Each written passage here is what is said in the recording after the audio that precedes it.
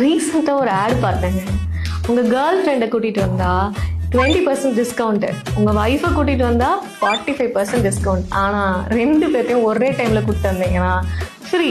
இதை ஃபஸ்ட்டு பார்த்தோன்னா எனக்கு சிரிப்பு வந்துச்சு. அப்புறம் யோசித்தேன், இது ஒரு சூப்பர் மார்க்கெட்டிங் ஸ்ட்ராட்டஜின்னு. நம்ம மாதிரி பீப்புள் அந்த ஆடை பார்த்து சிரிச்சுட்டு நம்ம ஃப்ரெண்ட்ஸ்க்கு ஷேர் பண்ணுறோம். ஆனால் அந்த ஆடோட ரியல் கோலு நம்மளை சிரிக்க வைக்கிறது இல்லை, அட்டென்ஷனை கேப்சர் பண்ணுறது. இந்த ட்ரிக்குக்கு பேர் தான் கியூரியாசிட்டி ப்ளஸ் ஷாக் எஃபெக்ட். இது ஒரு சீரியஸான மார்க்கெட்டிங் ஸ்ட்ராட்டஜி.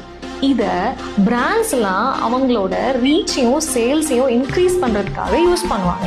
இதை 3 விதமாக யூஸ் பண்ணுவாங்க, நோட் பண்ணிக்கோங்க. First, attention trigger. அன்எக்ஸ்பெக்டடான ஆஃபர் பார்த்த உடனே ஸ்க்ரோல் ஸ்டாப் பண்ணிடுவோம். Shock value plus instant trigger. Number 2, emotional reaction. சிரிப்பு, ஷாக்கு, கியூரியாசிட்டி, ஏதாவது ஒரு எமோஷனை ட்ரிகர் பண்ணால் அது மெமரியில் நல்லா ஸ்டே ஆகும். அந்த பிராண்ட் நேம் ஆட்டோமேட்டிக்காக மைண்டில் செட்டில் ஆகும். Number 3, free promotion.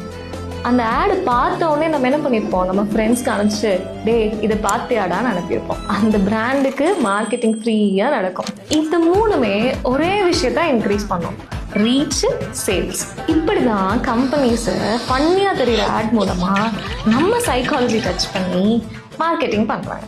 Next time ஃபன்னியாக இந்த மாதிரி ஒரு ஆட் பார்த்தீங்கன்னா ஜஸ்ட் ஆஸ்க் 1 கொஸ்டின். இந்த ஆடில் என்ன எமோஷன் ஃபீல் பண்ண வச்சுருக்காங்கன்னு உங்களுக்கு புரிஞ்சிருச்சுன்னா, ஆன்சர் தெரிஞ்சிருச்சுன்னா மார்க்கெட்டிங் ஈஸியாக புரிஞ்சிடும்.